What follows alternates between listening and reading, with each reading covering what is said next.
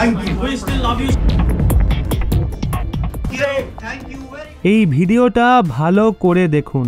এই ব্যক্তি পাকিস্তানের, যে নিজের কার্যকলাপের জন্য একবার পুনরায় বিশ্বের সামনে নিজের দেশেরই অপমান করে বসে। আসলে আমেরিকাতে ওয়াশিংটন ডিসির ন্যাশনাল প্রেস ক্লাবে কাশ্মীর নিয়ে আলোচনা হচ্ছিল। তখনই কিছু পাকিস্তানি ওখানে গিয়ে ঝামেলা করতে থাকে। জম্মু কাশ্মীর থেকে আর্টিকেল 370 সরানোর পর থেকেই পাকিস্তান রেগে আগুন হয়ে আছে। এমনকি তাদের কাশ্মীরের পরিবর্তন নিয়ে আলোচনাও সহ্য হচ্ছে না। ওয়াশিংটন ডিসি ন্যাশনাল প্রেস ক্লাবে কাশ্মীরের পরিবর্তন নিয়ে আলোচনা হচ্ছিল। এর বিষয় ছিল Kashmir from turmoil to transformation. এই বিষয়ে আলোচনার জন্য international centre for peace study Kashmir ঘাটির যুব নেতা মীর জুনেদ এবং তসিফ রায়নাকে ডেকেছিল। প্রেস ক্লাব দ্বারা আয়োজিত কার্যক্রম থেকে কাশ্মীরিদের স্থল বাস্তবতা সম্পর্কে সচেতন হওয়ার ছিল।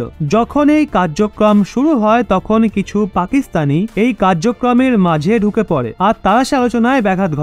প্রদর্শনকারীরা চিল্লামিল্লি করছিল, তোমাদের লজ্জা হওয়া উচিত। যদিও ঝামেলা করা পাকিস্তানিদের তারপর বাইরে বের করে দেওয়া হয়। যখন আয়োজকরা তাদের বেরিয়ে যেতে বলে তখন সিকিউরিটিদের সঙ্গে তারা ধাক্কাধাক্কিও করে। ভিডিওতে তাদের গালিগালাজ করতে দেখা গেছে।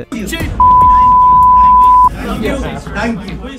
বলে রাখি, পাকিস্তান কাশ্মীরকে টপিক বানিয়ে অন্তরাষ্ট্রীয় মঞ্চে ভারতের বিরুদ্ধে অনবরত বিষ উগলায়। কাশ্মীরে আর্টিকেল 370 সরে যাওয়ার পর ওখানে অনবরত বিকাশ ও বিনিয়োগ হচ্ছে, যার ফলে স্থানীয় যুবকরা ইনকামের রাস্তা খুঁজে পাবে। ওদিকে পিওকের সঙ্গে সঙ্গে সমগ্র পাকিস্তান আর্থিক সংকটের সঙ্গে মোকাবিলা করছে, কিন্তু তাও তারা তাদের এসব উটকো কার্যকলাপ বন্ধ করছে না। পাকিস্তানের বিদেশ মন্ত্রী বিলাওয়াল ভুট্টো জারদারি কাশ্মীর নিয়ে সবসময় কেঁদে বেড়ায়। রিসেন্টলি উনি ভারতের প্রধানমন্ত্রী নরেন্দ্র মোদীকে নিয়ে বিবাদীয় টিটকিরিও মেরেছিল, যার পর ভারত সরকারের তরফ থেকে এই বয়ানের জন্য কড়া আপত্তি জানানো হয়। পাকিস্তানের এসব কাজকর্ম আজকের নয়, বিশ্বের দরবারে এমনিতে তাদের বর্তমান পরিস্থিতি নিয়ে ঠাট্টা তামাশা হচ্ছে। ঘরে এক ফোঁটাও খাদ্য সামগ্রী নেই, এদিকে বাইরে বাইরে ঝামেলা করে বেড়াচ্ছে, কাশ্মীর নিয়ে কান্নাকাটি করছে। ভারত তো ছাড়ুন, গোটা বিশ্ব জানে পাকিস্তান এইসব কথাবার্তা শুধুমাত্র তাদের দেশে জনগণদের আর্থিক বিষয় থেকে নজর সরানোর জন্য বলে।